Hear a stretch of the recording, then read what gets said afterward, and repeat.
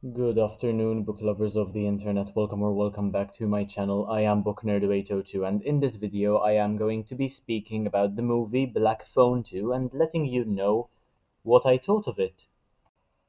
Basically, as some of you might know from my live stream, last Tuesday I went on a date and we decided to watch this movie Black Phone.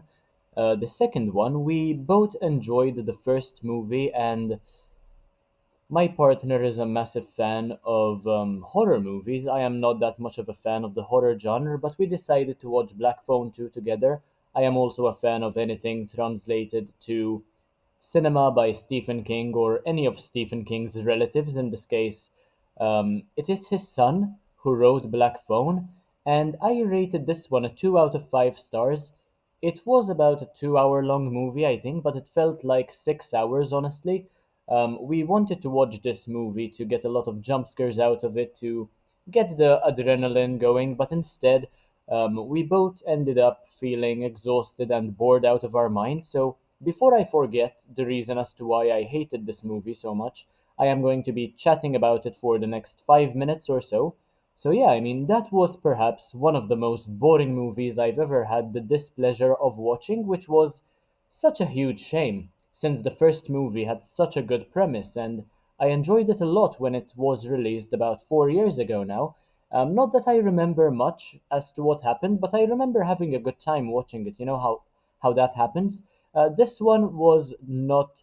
That was not the case with this one, and the way they blurred fiction with reality was interesting, I suppose, and that is perhaps why I gave it a 2 out of 5 stars, not any less. But other than that, it was just confusing, and I had no real reason to empathize with the characters.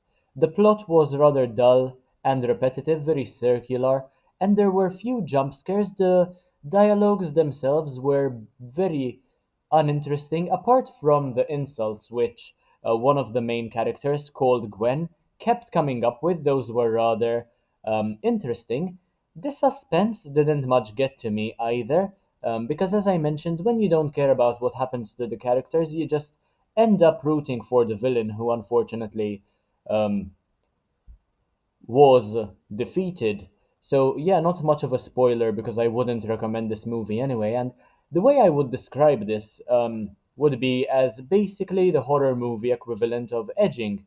And towards the end, I was genuinely rooting for the villain, the guy in the mask. Beautiful mask, by the way. I am a huge fan of the way the mask looks. And everyone else just came across as futile and pathetic, and I was also not a fan of how the main characters just wasted a conversation on the phone with their deceased mother. If I had a dead family member and I got the opportunity to speak with them on the phone, I would be asking questions, so many questions, and hopefully getting the answers as well with regard to the afterlife, with regard to how they're doing, what they miss most about life, within the few minutes I am given, rather than waste it crying and feeling sorry for myself. I would have asked several questions, especially since the time that they had was so little, and I ended up laughing when Gwen started spinning round like a microwave hot dog.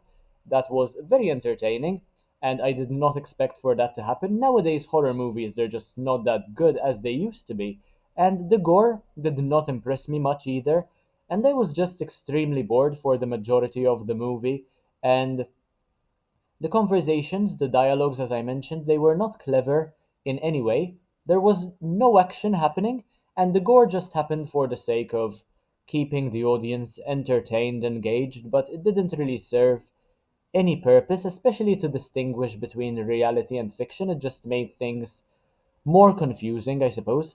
I would blame TikTok for ruining my attention span, but this movie is truly one of the most dull ones I've watched in some time, and I'm honestly surprised I managed to sit through the whole thing.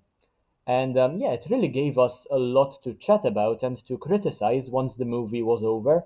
And the previous movie we went to watch together was Weapons as well, which wasn't that much of a great movie, but the Naruto running was even funnier and more entertaining. This one was just plain dull and boring, and I would definitely not recommend it. We have yet to watch a good movie together.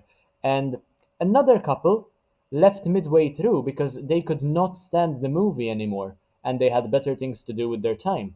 And we were just making fun of it for the entirety, for the duration of the movie, and that is what kept us engaged, I suppose, just us making jokes about the movie, about its quality especially.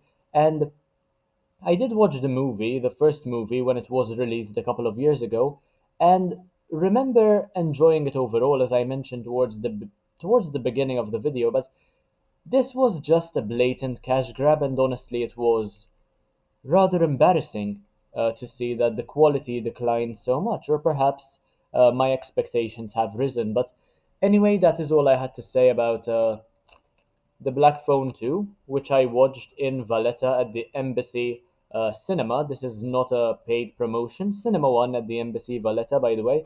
If you enjoyed this video, make sure to leave a like, comment, share, subscribe. Take a look at the rest of my content because why not? It's absolutely amazing. And I will see you in the next one, hopefully very, very soon. Bye, guys.